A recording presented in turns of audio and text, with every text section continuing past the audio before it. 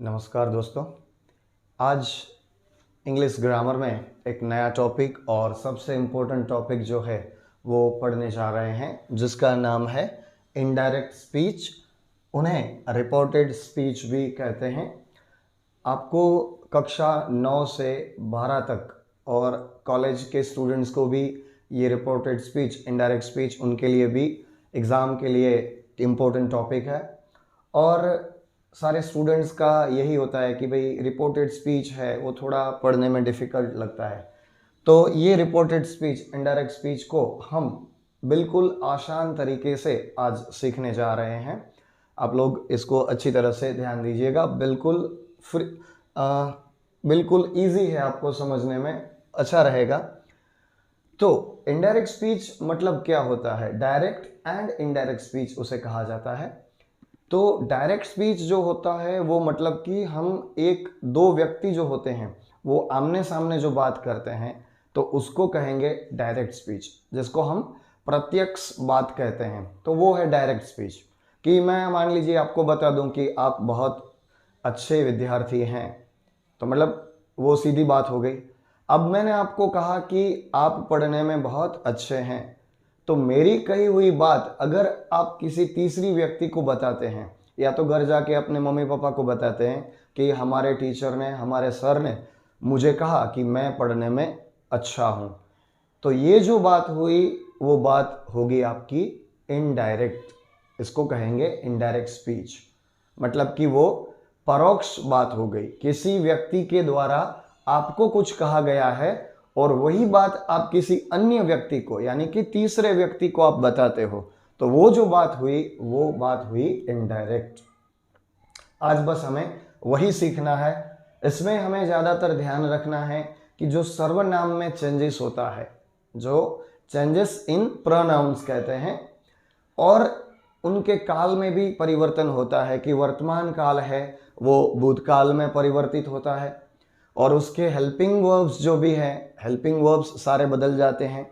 Present tense के helping verbs हैं वो इनडायरेक्ट करते समय पास्ट टेंस के हेल्पिंग वर्ब्स में कन्वर्ट होते हैं।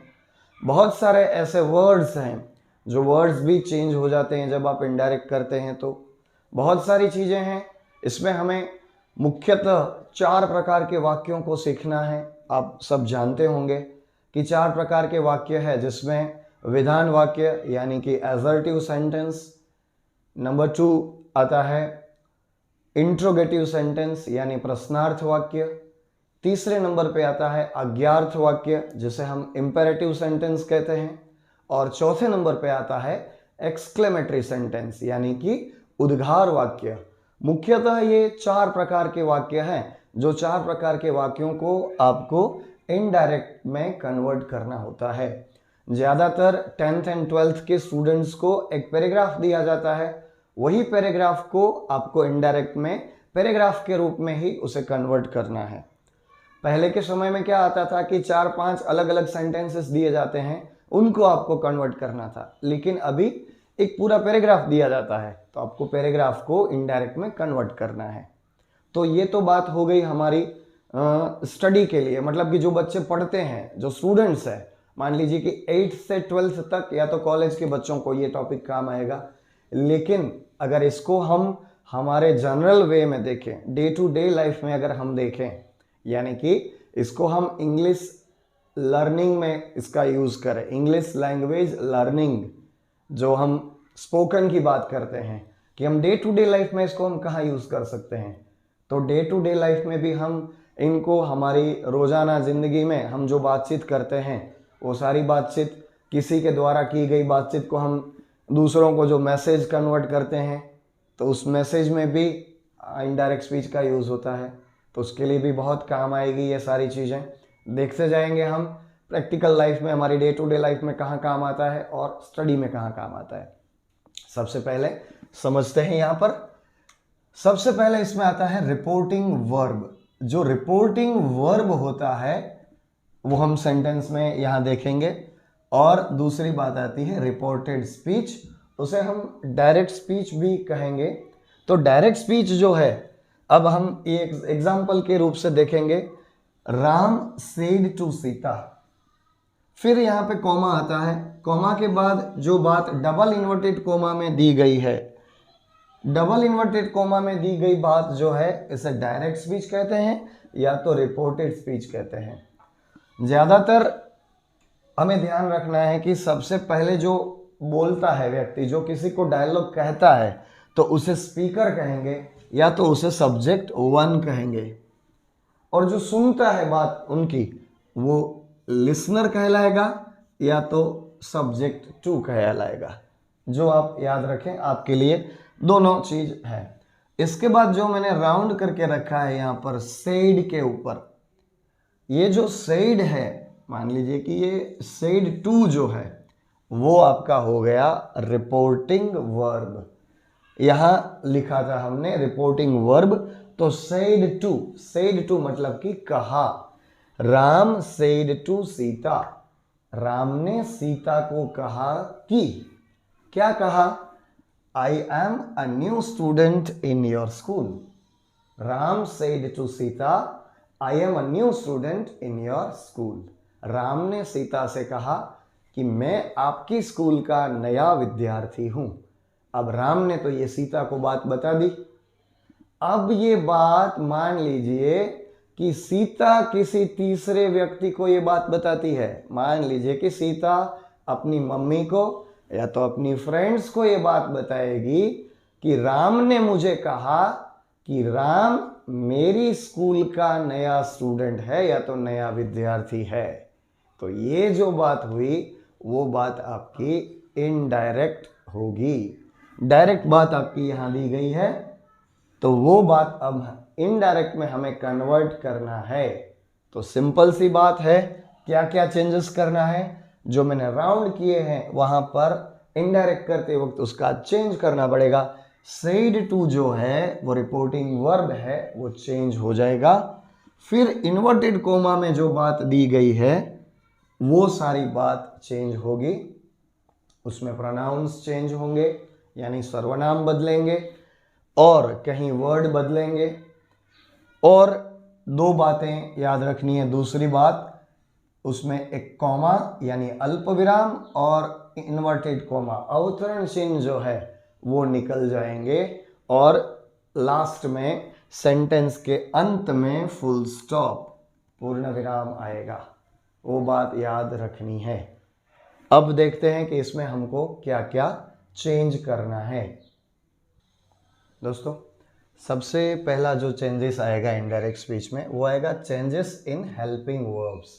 हेल्पिंग वर्ब्स यानी कि सहायकारक जो क्रियापद होते हैं अलग अलग टेंस के, काल के जो सहायकारक क्रियापद हैं, सबसे पहला उसमें चेंज आएगा। तो क्या चेंज है वो देखते हैं हम। डायरेक्ट के सारा लिस्ट दिया हुआ है, अब उनका इनडायरेक्ट करेंगे तो क्या चेंज होगा। एम है वो प्रेजेंट टेंस का हेल्पिंग वर्ब है। ये सारे हेल्पिंग वर्ब से अलग अलग टेंस के हैं। एम का जब हम इनडायरेक्ट करेंगे तब वॉज हो जाएगा। अब वॉज क्यों होगा? क्योंकि एम जो है वो सिंगुलर है, तो उसका जब चेंज करेंगे तो उनका जो चेंज किया हुआ हेल्पिंग वर्ब है वो भी सिंगुलर रहना चाहिए, उसमें चेंज नहीं होना चाहिए।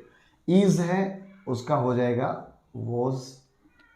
आर है प्लूरल है, तो उनका पास्ट का हेल्पिंग वर्ब वर हो जाएगा। वर्तमान काल के जो भी हेल्पिंग वर्ब्स है वो इनडायरेक्ट करेंगे तो भूतकाल के हेल्पिंग वर्ब्स बन जाएंगे। अब वॉज वर जो है वो पास्ट टेंस के हैं, तो उनका जब इनडायरेक्ट करेंगे तब बनेगा हैड बिन। ये याद रखना है। हैव हैज है वो प्रेजेंट टेंस के हेल्पिंग वर्ब्स हैं, इनडायरेक्ट करेंगे तो पास्ट टेंस का हेल्पिंग वर्ब बनेगा हैड। कैन है वो प्रेजेंट सिचुएशन में यूज होता है एबिलिटी के लिए, तो उसका इनडायरेक्ट करेंगे तो कैन का इनडायरेक्ट करते वक्त पास्ट फॉर्म उसका होता है कुड। मे है इसका हो जाएगा माइट। विल है इनका होगा वुड। शैल है उनका शुड या तो वुड आप कर सकते हैं। So these are the changes in helping verbs in indirect speech. Here I have given you the helping verbs of different tenses, and here it is given the indirect forms helping verbs, once again I repeat here, am, was, is, was, are, were, was, were, had been, have, has, had, can, could, may, might, will, would, shall, maybe, should और would as per the situation. So students, उम्मीद करता हूं कि आपको ये अच्छी तरह से समझ में आया होगा. अब इसका एक एग्जाम्पल हम देख लेते हैं. लास्ट में जो एग्जाम्पल था, Ram said to Sita,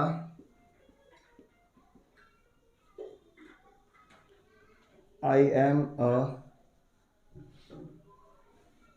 new student in your school.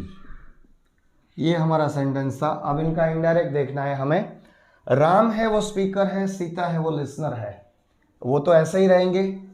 Said to है, इनको हम जब इनडायरेक्ट करते हैं तो ध्यान रखना है कि सेड टू जो है इनका इनडायरेक्ट करेंगे तब होगा टोल्ड. फिर एक नया चेंज आएगा यहां पे, इसको कहेंगे प्रोनाउन. प्रोनाउन चेंज होता है. फिर पॉजेसिव केस योर, यहां पे चेंज होगा. योर मतलब वो किसको कहता है? सीता को कहता है. अब ध्यान देना है अभी यहां पे जो हम आंसर यहां पे बनाएंगे, राम सेड टू का हो जाएगा टोल्ड. राम टोल्ड सीता. अब जो कॉमा है और डबल इन्वर्टेड कॉमा है दोनों निकल जाएंगे. उनके बदले सेंटेंस को ज्वाइंट करने के लिए दैट है जो कंजंक्शन है, संयोजक है, इसका उपयोग होगा. Ram told Sita that. I मतलब कौन? राम बोलता है. राम खुद के लिए आई प्रोनाउन यूज करेगा. अब हम राम की बात करते हैं तो राम हमारे लिए थर्ड पर्सन है. थर्ड पर्सन सिंगुलर का प्रोनाउन होगा ही. बॉय के लिए ही, गर्ल के लिए she. Ram told Sita that he. अभी थोड़ी देर पहले ही हमने देखा कि एम है तो उसका इनडायरेक्ट करेंगे तो वॉज हो जाएगा. ही वॉज अ न्यू स्टूडेंट, बाकी का ऐसा ही रहेगा. न्यू स्टूडेंट इन. अब बात आई योर. योर मतलब वो सीता की स्कूल का नया स्टूडेंट है तो वो तो सीता को बोल रहा है इसलिए डायरेक्ट बोलेगा योर. लेकिन हम बात करेंगे उन दोनों की तब सीता की स्कूल का. सीता की मतलब सीताज हुआ, लेकिन वो तो नहीं लिख सकते हम. तो उनके लिए पॉजेसिव केस क्या होगा? यू का योर होता है. सीता लड़की है तो सी होगा उसका प्रोनाउन. सी के लिए पॉजेसिव केस क्या होगा? Her. In her school. So this is your indirect. Ram told Sita that he was a new student in her school. तो इसी तरह से आगे के एग्जाम्पल्स हम बाद में देखेंगे. आज इतना ही. इनडायरेक्ट स्पीच को अच्छी तरह से समझिए. इनडायरेक्ट का मतलब क्या होता है कि परोक्ष बात. दो व्यक्ति द्वारा जो भी बात की गई है वो हम तीसरे व्यक्ति को जब बताते हैं तब वो इनडायरेक्ट नरेशन या तो रिपोर्टेड स्पीच या तो इनडायरेक्ट स्पीच बनती है. धन्यवाद.